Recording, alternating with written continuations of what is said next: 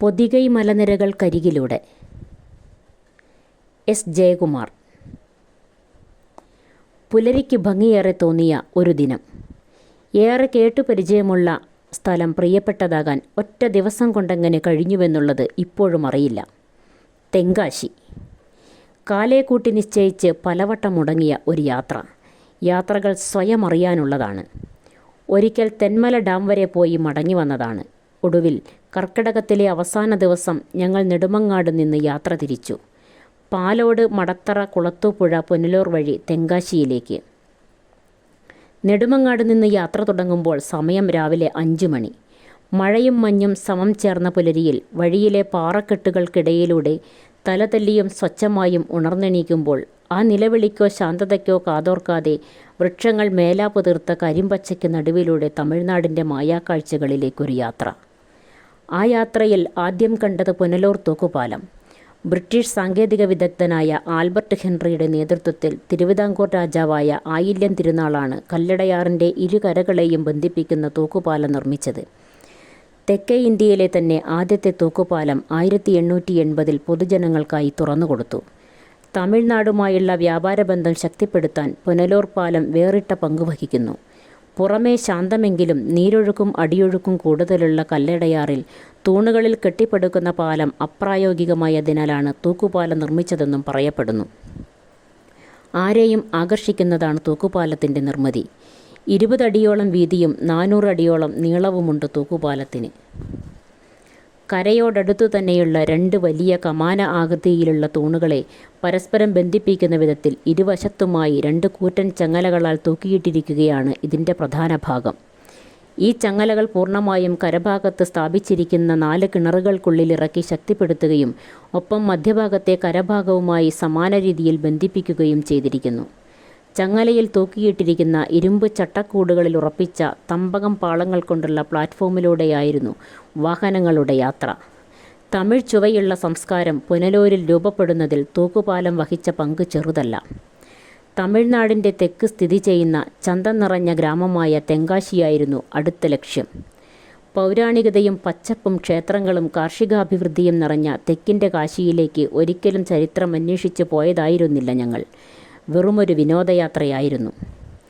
എന്നിട്ടും തെങ്കാശി വിശ്വനാഥൻ ക്ഷേത്രവും അവിടെ ഭക്തരെ അമ്പലത്തിനകത്തേക്ക് കൂട്ടിക്കൊണ്ടുപോവുകയും പുറത്തേക്ക് കൊണ്ടുവരികയും ചെയ്യുന്ന കാറ്റ് തീർക്കുന്ന അത്ഭുതവും ചെറുതായിരുന്നില്ല.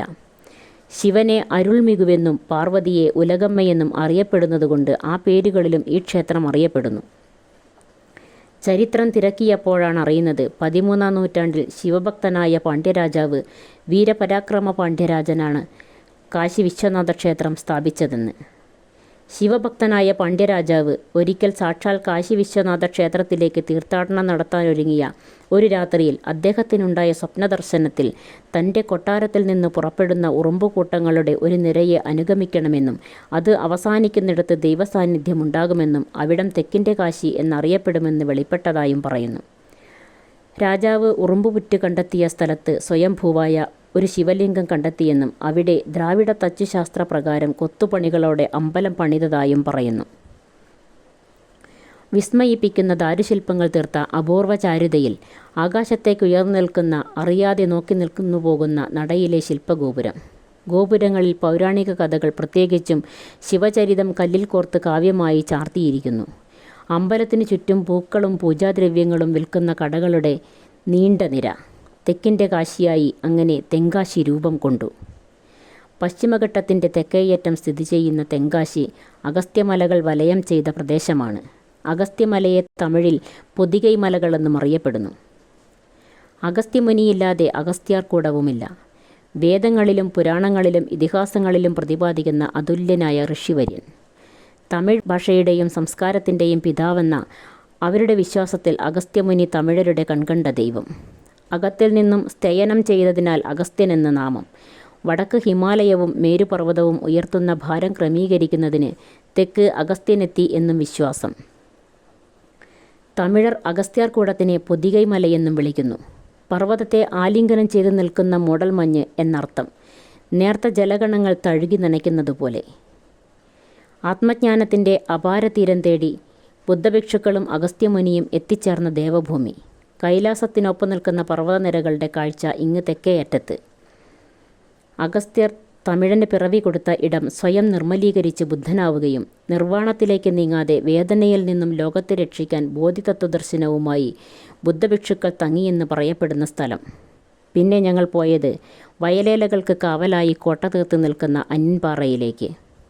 റോഡരികിലായി നീണ്ടു നിവർന്ന് കിടക്കുന്ന പാടങ്ങൾക്കരികിലായി കോട്ട തീർത്ത് പാറക്കെട്ടുകൾ. കണ്ടുതീരാത്ത പച്ചപ്പിൻ്റെ വിളിയിൽ അറിയാതെ ഇറങ്ങിപ്പോയതാണ്.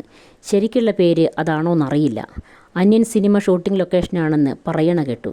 നീണ്ടു പരന്നു കിടക്കുന്ന ഭീമൻ പാറകൾ, അതിൽ അടയാളപ്പെടുത്തിയിരിക്കുന്ന മനോഹരമായ ചിത്രങ്ങൾ, അതേ കല്ലിൽ കൊത്തിവെച്ചിരിക്കുന്ന വിസ്മയിപ്പിക്കുന്ന ശില്പങ്ങൾ, വയൽവരമ്പിലേക്ക് വഴി തീർത്ത് പാറക്കൂട്ടങ്ങൾ. പച്ചപ്പിൻ്റെ ദൃശ്യചാരുത ഒട്ടും ചോരാതെ ഫോട്ടോ എടുക്കാനും വിശ്രമിക്കാനും പ്രകൃതി തീർത്ത ക്യാൻവാസ്. ഇപ്പോൾ സൂര്യകാന്തിത്തോട്ടം വെറുമൊരു പാടത്തേക്കൊതുങ്ങിയപ്പോൾ ഞങ്ങൾക്കത് ധാരാളമായിരുന്നു. സൂര്യനെ പ്രണയിച്ച സൂര്യകാന്തി. സൂര്യൻ മിഴി തുറക്കുമ്പോൾ സൂര്യന് നേരെ കണ്ണെറിയുന്നവൾ. എങ്കിലും ചില പൂക്കൾ മാത്രം വിടരാതെ ഉൾവലിഞ്ഞ് തന്നിലേക്കൊതുങ്ങി നിൽക്കുന്നത് പോലെ തോന്നി. സൂര്യൻ പ്രണയം പങ്കുവച്ചപ്പോൾ പിശുക്കു കാട്ടിയതായിരിക്കുമോ? പിന്നെ ഐന്തരുവിയിലേക്ക്, അഥവാ 5 ഫോൾസ്. പ്രകൃതിയുടെ തിരുജടയിൽ നിന്ന് ഉതിരുന്നതുപോലെ മലയുടെ മടിത്തട്ടിൽ നിന്നും അരുവികളായി പിറക്കുന്ന നീർച്ചാലുകൾ കൂറ്റൻ പാറക്കെട്ടുകൾക്കിടയിലൂടെ പാൽനുരകളായി പതഞ്ഞു പൊങ്ങി വെള്ളച്ചാട്ടമായി രൂപം കൊള്ളുമ്പോൾ കണ്ണുകൾക്ക് മറ്റൊരു ദൃശ്യവിരുന്ന്. പശ്ചിമഘട്ടത്തിലെ പൊതികൈ മലനിരകളിൽ നിന്നുത്ഭവിക്കുന്ന 9 മനോഹരങ്ങളായ വെള്ളച്ചാട്ടങ്ങൾ കുറ്റാലത്തെ അണിയിച്ചൊരുക്കുന്നു. പേരരുവി, ചിറ്റരുവി, തേനരുവി, പാലരുവി, ഐന്തരുവി എന്നിങ്ങനെ. പിന്നെ പഴയ ഒരു കുറ്റാലവും. മലമുകളിലെ വൃക്ഷങ്ങൾക്കിടയിൽ നിന്നും പൊട്ടിമുളയ്ക്കുന്ന നീർച്ചാലുകൾ. തെങ്കാശിക്കും ചെങ്കോട്ടയ്ക്കുമിടയിൽ സമുദ്രനിരപ്പിൽ നിന്നും 520 അടി ഉയരത്തിൽ സ്ഥിതി ചെയ്യുന്ന കുറ്റാലം. തമിഴർക്ക് കുട്രാലം, ഇംഗ്ലീഷിൽ കോറ്റാലം. കേരളത്തിൽ ഇടവപ്പാതി തകർക്കുമ്പോൾ മഴനിഴൽ പുൽകുന്ന കുറ്റാലത്തിൽ എപ്പോഴും സഞ്ചാരികളെ നനയ്ക്കാത്ത ചാറ്റൽ മഴയായിരിക്കും. കേരളത്തിൽ നിന്ന് ആഞ്ഞു വീശുന്ന കാറ്റാണിവിടുത്തെ കാറ്റ്. ഏറെ ഔഷധഗുണമുള്ള സസ്യങ്ങൾക്കിടയിലൂടെ വഴിതെളിച്ചു വരുന്ന നീർച്ചാലുകളായതുകൊണ്ട് തെക്കിൻ്റെ ആരോഗ്യസ്നാനഗൃഹം എന്നും കുറ്റാലം അറിയപ്പെടുന്നു. ഞങ്ങൾ അവിടെ നിന്നിറങ്ങി. സെങ്കോട്ട ശ്രീമധുരത്തിലെ മനം നിറയ്ക്കുന്ന രുചിയൂറുന്ന സദ്യ. പേരുപോലെ മധുരം നിറഞ്ഞ സ്ഥലം. ഊണ് കഴിഞ്ഞിറങ്ങിയപ്പോൾ തമിഴരുടെ ആതിഥ്യമര്യാദ ആവോളം അനുഭവിച്ച സുഖം. പെട്ടെന്ന് കരിനീല നിറത്തിലേക്ക് പ്രകൃതിയാകെ മാറി. പുകമഞ്ഞ് പശ്ചിമഘട്ടത്തെയാകെ വരുതിയിലാക്കിയിട്ടുണ്ട്. അവിടെ നിന്നും വണ്ടിയിൽ കയറി. പച്ചപ്പട്ടുടുത്ത് നോക്കത്താ ദൂരം പരന്നു കിടക്കുന്ന നെൽവയലുകൾ. അതിനുമീതെ ചാഞ്ഞു പതിക്കുന്ന വെള്ളിനൂൽ പോലെ മഴത്തുള്ളികൾ. തുമ്പുകെട്ടിയ ചുരുൾമുടിയിലെ തുളസിക്കതിർ പോലെ പാടങ്ങൾക്ക് നടുവിലായി പനകൾ കുടപിടിച്ച് നിൽക്കുന്നു. ഇടയ്ക്കൊന്ന് വണ്ടി നിർത്തിയപ്പോൾ വെറുതെയൊന്ന് പുറത്തേക്കിറങ്ങി. മഴയും മഞ്ഞും കാറ്റും എവിടെ നിന്നോ വന്നു പൊതിയുന്നു. എത്ര നേരം നോക്കി നിന്നാലും മതിവരാത്ത കാഴ്ച. വണ്ടിയിൽ നിന്നിറങ്ങി മഴ നനഞ്ഞ് മഴയിൽ നടന്ന് ഡാമിനരികിലെത്തി. ദൂരെ നിന്നും നോക്കി അടുത്തെത്തും തോറും അതിശയമാകുന്ന കാഴ്ച. പട്ടണത്തിൻ്റെ തിരക്കുകളിൽ നിന്നൊഴിഞ്ഞ് അടുത്തെത്തും തോറും പിന്നെയും പിന്നെയും ഒതുങ്ങി പച്ചപ്പട്ടുടുത്ത നെൽപ്പാടത്തിനരികിലായി ഒതുങ്ങി നിൽക്കുന്നവൾ. അവളുടെ കണ്ണുനീരാണോ നിറഞ്ഞു തുളുമ്പി ഒഴുകി പരക്കുന്നത്? ഹിമശൈലം മഴയിലലിഞ്ഞ് സാക്ഷാൽ കാശി വിശ്വനാഥന് പാലഭിഷേകം നടത്തുന്നതാണോ?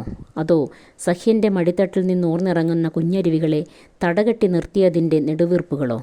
വെള്ളമുത്തുകൾ പോലെ മന്ദം മന്ദം വെള്ളം ഒഴുകിയിറങ്ങുന്ന കാഴ്ച. ചുറ്റിനും അഗസ്ത്യ മലനിരകൾ. കേരള അതിർത്തിയിലെ തൂവൽ മലയിൽ നിന്നുത്ഭവിക്കുന്ന 2 ചെറിയ തോട്ടിലെ വെള്ളം കൊണ്ട് നിറയുന്ന മേക്കര അണക്കെട്ട് തിരുനെൽവേലിയിലെ പ്രധാന അണക്കെട്ടുകളിലൊന്നാണ്. അവിടെ കൃഷിക്കും ജലസേചനത്തിനു വേണ്ടി നിർമ്മിച്ച തടയണ. ഞങ്ങളെപ്പോലെ ഉച്ചയുറക്കം വിട്ടുണർന്ന പൊതികൈ മലനിരകളും ഉണർന്നെണീക്കുന്നു. യാത്രകളിൽ ഞങ്ങളുടെ ആകുലതകളെക്കുറിച്ച് അന്വേഷിക്കുന്ന കാറ്റിനോട് എന്തോ ഒരു നീരസം തോന്നി. മലനിരകളുടെ നഗ്നതയെ പുണരുന്ന കറുത്തിരുണ്ട മഴക്കാറ്. സഹ്യന് കാവലായി കരിവീരന്മാരെപ്പോലെ തലയെടുപ്പോടെ നിൽക്കുന്ന പാറക്കൂട്ടങ്ങൾ. മലനിരകൾക്ക് മറയായി പരന്നു കിടക്കുന്ന കാഴ്ച.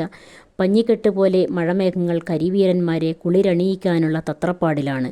കരിമ്പാറക്കെട്ടുകളുടെ തുടയിടുക്കുകളിൽ നിന്നും ജീവജലം പോലെ ഒഴുകിയിറങ്ങുന്ന നീർച്ചാലുകൾ. പാറക്കെട്ടിനും മലനിരകൾക്കുമിടയിൽ തിരുപ്പിറവിയെ അനുസ്മരിപ്പിക്കും വിധം സ്വർണ്ണ വെളിച്ചം. അനുനിമിഷം പ്രകൃതി പുനർജനിക്കുന്നതോ? മഴമേഘങ്ങൾക്കിടയിലും സൂര്യൻ്റെ കണ്ണുപൊത്തിക്കളിയോ? പാടത്തിനടുവിൽ അവിടവിടെ പ്ലാസ്റ്റിക് റെയിൻകോട്ടിൻ്റെ നിറക്കാഴ്ചകൾ. അങ്ങോട്ട് പോയത് മഞ്ഞിനോടൊപ്പമായിരുന്നെങ്കിൽ തിരിച്ചിറങ്ങിയത് മേഘങ്ങൾക്കൊത്തായിരുന്നു. വയലാറിൻ്റെ വരികൾ ഓർമ്മയിൽ വന്നു. കറുകറെ മുണ്ടും തലയിൽ കെട്ടി കരിമേഘങ്ങളണഞ്ഞല്ലോ, കടലിൻ നെടുവീർപ്പുറഞ്ഞുകൂടിയ കരിമേഘങ്ങളണഞ്ഞല്ലോ.